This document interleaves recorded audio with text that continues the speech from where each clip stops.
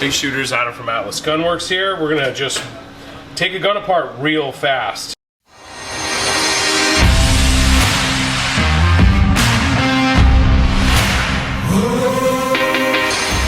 I'm gonna try to make this as quick as I can, speed it up, slow it down, go to the spots you need.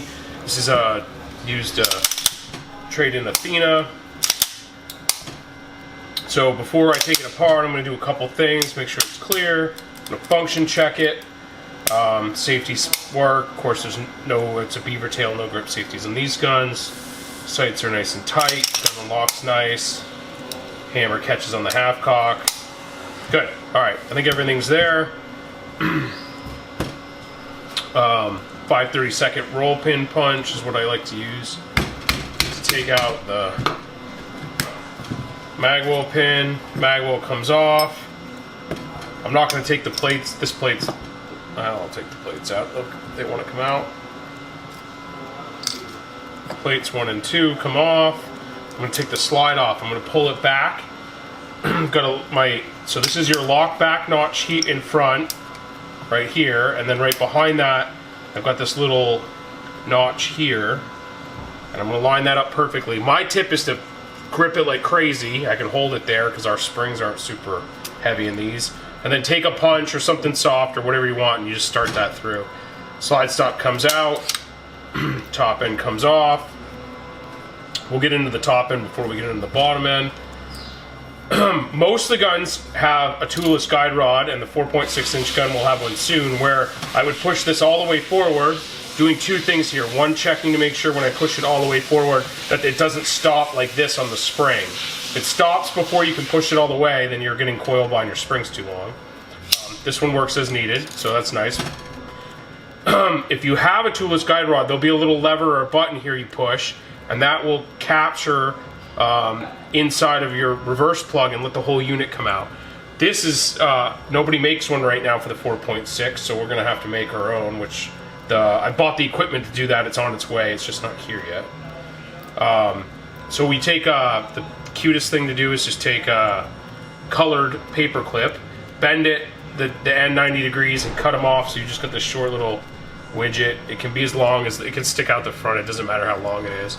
And then when you come in, it captures on the guide rod, or the reverse plug. So guide rod's captured on the reverse plug. So if you look down here as I'm moving this up and down, it's just caught it so that it won't, it's in the forward position. And then it comes out as a unit. If you want to take that apart, you just pull this down, remove this, or it'll automatically drop on a spring-loaded toolless, and then it comes all the way forward there. Got your spring and your... No need to mess with any of that at this moment. Boom. Barrel comes out the front, so link down, barrel out the front. Beautiful.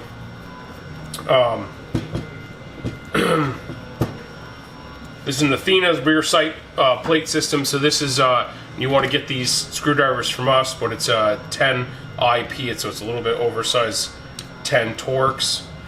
I won't take the top plate off, it's pretty self-explanatory, lots of videos out there on that. So I'm going to take the firing pin stop out. So firing pin stop, held in by the firing pin, it's just captured. So the best way to do that is you push in the firing pin a little bit, and then when you get the firing pin into the right spot with a punch, you should be able to just pull this firing pin stop out. Sometimes they're a little tight. If they're a little bit tight, I'm going to show you a trick to get them out. Again, it can be a little tricky because you got to have the firing pin in enough to clear it.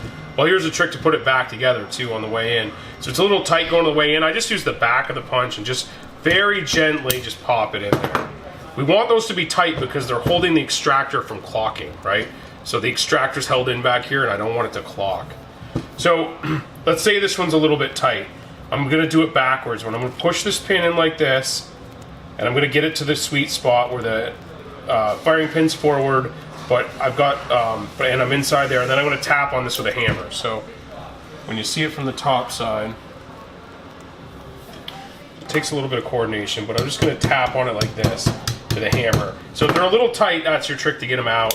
Most of the Atlas ones will come out just by pulling on them with a punch. Again, I've only used this one 5/32 punch the whole time.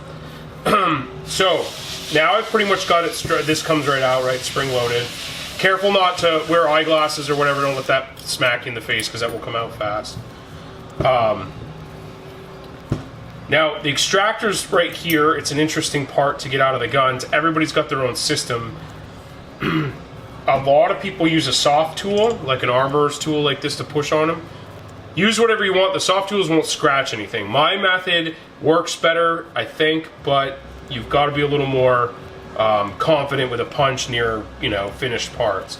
But there's a little bit. If you looked at it, it won't quite come back through here because it overhangs onto the breech face a little bit. So I put my thumb here, so in case the punch slips, I don't scratch anything. And then I just pull this tip with the edge of the punch back in, and it goes into the tunnel. And then you can use a couple things. Again, this is a great spot for a soft tool. The soft tool will pry it up. 10.8 Performance sells these. We'll probably have these available very shortly. I don't know why we don't make those yet. There's a better version of that I have designed. I just haven't set it out yet.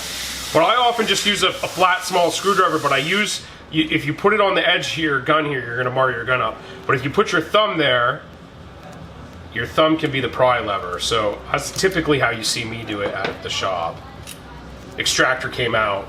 So there's the top end of the gun apart. I think it's easier on this video to show this half, the disassembly, and then do the bottom half in its own. So we're just gonna put the thing right back together. I'm just gonna look at this real quick. Don't see anything crazy happening here. All looks good. Stick a Q-tip in here, typically, but this one's pretty clean, so we're gonna be all right. This gun came in trade and it's going right back out. So that's gonna snap in there. You're gonna hear the front of the hook come over the breech face a little bit. This is gonna wanna float a little bit, and unfortunately this one's sitting right where it's supposed to be naturally, but a lot of times they're not sitting well. So what you do is you take your finger and you hold this side of it and you use that to manipulate your height.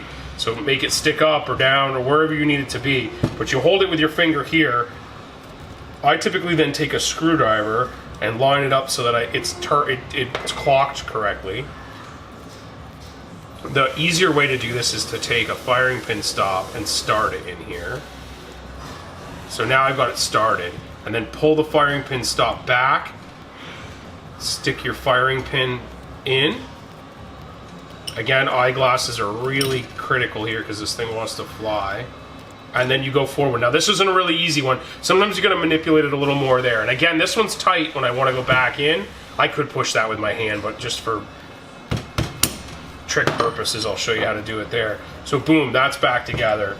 This gun's a little bit drier than I would like it to be. So you're gonna see me grab some oil, and I just hog the rails and that spot where the barrel's gonna sit everywhere. And then the bottom of the barrel's where your lockup comes from. Apologize for the phone calls. Barrel flops back in here. Now I'm gonna take this guide rod back in. I'm gonna put this back. One more time, I'm gonna check that spring length's not too long. I'm gonna put a big zip of oil there. I'm gonna leave this like this. I'm gonna put oil on all 4 of my contact rails here. On the 4.6 guns, this doesn't happen as much with the Dawson toolless guide rods. They sit a little better. The Atlas one will sit better in here too. The 4.6 ones want to jump down here a little bit. A lot of guys get worried about that. It's not a big deal. Just let it sit like that. So that one's sitting down a little bit. I'm going to start it. A lot of times they'll start a little tight. That's okay. Just put some pressure on them. Now when you push this back, you're going to be looking through this hole because I'm trying to put my slide stop in next. And I can just see that link hanging in that hole a little bit. So just, it doesn't matter if it's this or an Allen key, anything small, right? Just stick something small in there and rack the gun back. And then if you take this, whatever the small tool is, and just spin it around the hole, that'll zero you up. Never hurts to have a little oil on your slide stop. I start the slide stop like this with it down so it can't really scratch anything. Then I pull back to get to my notch here. Then I do my trick where I really pinch the gun hard. And then we have a groove, so this starts in the groove. And I've got this lined up nice. If I needed to adjust it, I could just use 2 hands, pinch it out. And then some of the Atlas ones push in hard. Just take a soft hammer and tap it. Once the gun's broken in, that'll go away. So all that looks good. My hammer won't go down because my mainspring's not touching, so forward the gun, pull the trigger. Now I'm going to just line up my mainspring here. It's got a little tension on it. Left plate, right plate.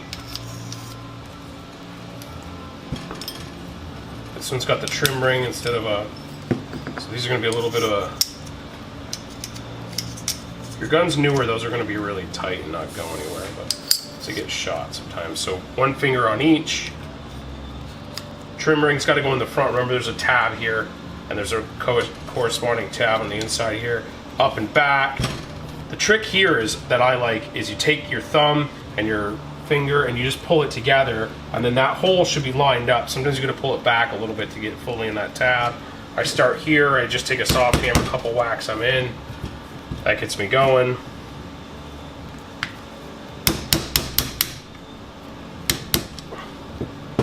And then you flip to the other side, boom, that's even.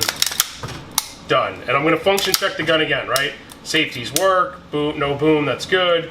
Pull the trigger, it works. Cock the hammer here, go click, click twice. Make sure there's oil everywhere, and then I'm just going to wipe it all off. So we could make sure your rag's super clean if you've got a piece of metal in your rag. If you see us use these shop towels, or we use white shop towels a lot at the shop, probably not on the camera, you can't see them, but we throw them out once we use them once, because if they can't get cleaned, if you've got one little piece of metal in there and it sticks in there, and the next time you go to touch the gun and you wipe it down, you scratch it. So fresh rags whenever you're touching something that costs $5,000 makes a lot of sense. And there we have it. Rub a little oil into the DLC and life's good. So there's your top end assembly and disassembly of an Atlas Athena. Hopefully I get to see you guys on the range soon.